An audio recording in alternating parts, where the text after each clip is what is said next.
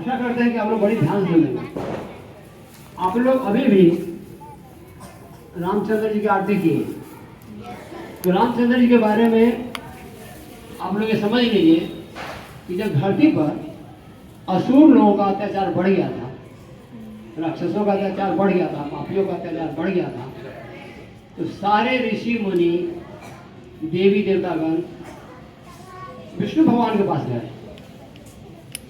बोले कि भगवान, धरती पर त्राहिमाम मचा हुआ है, सबका जीवन संकट में है, सब बहुत दुखी और परेशान हैं, आप कुछ उपाय कीजिए।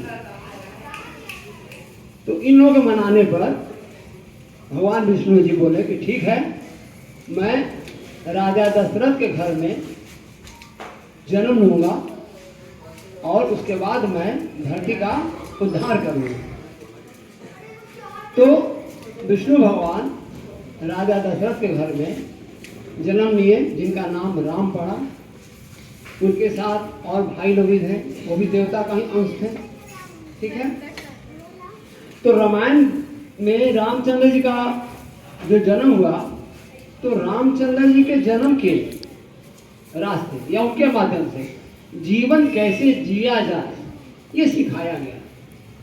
रामायण पढ़ने से हम अपने जीवन को किस तरह से चलाएं, कैसे जिए, ये बताया गया। रामायण में बताया गया है कि दुख आने पर भी मनुष्य को कैसे संयम से रहना चाहिए, मन को छोटा नहीं करना चाहिए, मन से नहीं हारना चाहिए, और सुख आने पर भी ज्यादा इटलाना नहीं चाहिए, शांत मन करना चाहिए। दुख और सुख दोनों जीवन में आएगा, ये जरूरी है, और दोनों को हम कैसे झेल पाए, कैसे सह पाए, तो रामायण देखने से ये सारी बातें समझ आ जाती। रामायण से हमें बहुत सारी ज्ञान मिलती है जो हमारे जीवन में, हमारी भारतीय सभ्यता संस्कृति में जरूरी है।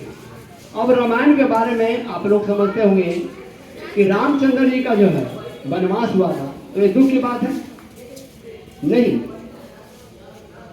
इसलिए वनवास हुआ था कि जब तक उनका वनवास नहीं होता, धरती का उद्धार कैसे होता। अगर वो राजमहल में रह जाते हैं, सुख सुविधा में रह जाते हैं, तो जन का कल्याण, लोगों का कल्याण नहीं कर पाते।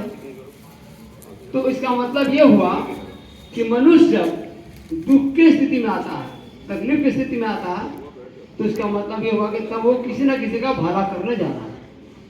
तो उस हालत में खुश होना चाहिए कि हर अवस्था में हम सबका भला कर सकते हैं और अपने आप को मजबूत समझ सकते हैं। कैमरामैन बने। अब दूसरा बात है, वो बहुत गंभीर बात है, जिस धन है ना, वो सुख नहीं देता। अगर सुख देता तो राम जी को वनवास मिला और भरत जी को मिला राजगद्दी। तो भरत जी राजगद्दी नहीं लिए, वो अपने भाई को मनाने जंगल में चले गए। उनसे निवेदन किया कि आप अपना राज सिंहासन संभालिए और हम उनको अपने चरण में जगह दीजिए। समझ में आया बच्चों? तो इससे ये पता चलता है कि धन जन भाई परिवार बंधु के आगे कोई मायने नहीं रखता। धन का त्याग करने के लिए भरत जी ये जीवन में संदेश दिए कि धन का मोह नहीं करना चाहिए। लेकिन राम जी जो हैं, राम जी वापस नहीं आए। उन्होंने कहा कि हमारे पिताजी का यह देश है, पिताजी जीवित नहीं है, ये बात उनको पता चल चुकी थी। लेकिन हम उन जो वचन दिए हैं कि मेरा बेटा वनवास में जाएगा, तो उनके वचन को निभाएंगे।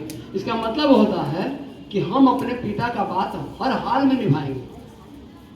और माँ तो पिता से भी सर्वश्रेष्ठ मानी जाती है, तो दोनों लिहाज से हम अपने माँ बाप को मानते हैं। ये रामायण में सिखाया गया है। और अंतिम में बोलूँगा कि राम जी बहुत मुश्किल से भरत जी को समझा बुझा करके वापस भेज दिए। तो भरत जी बोले कि ठीक है, आप अपना खड़ाऊ हमको दे दीजिए, हम इसको राजगद्दी पर रख करके और 14 वर्ष हम राज करेंगे। खड़ाऊ का मतलब होता है चरण पादुका। चरण पादुका मतलब जिसको हम हिंदी में चप्पल बोलते हैं। ठीक है बच्चों? तो राम जी का खड़ाऊ लेकर के भरत जी वापस आए। अब मैं कहानी बंद करूंगा। इससे ये साबित होता है कि राजा भरत जी ने बताया कि धन बहुत बड़ा चीज़ नहीं है, राज बहुत बड़ा चीज़ नहीं, इसका हमेशा त्याग करना चाहिए। उस पर एक रविंद्र जैन जी जो हैं संगीतकार हैं, उन्होंने एक लाइन लिखा था, मैं बोलना जरूर समझूंगा। वो उन्होंने कहा था कि जब भरत जी अपने खड़ाओं को अपने सर पे रखें, उस समय का गाना है जो आप लोग रामायण में सुने होंगे, प्रभु कर कृपा पावरी दी सादर भारत शीस धरी,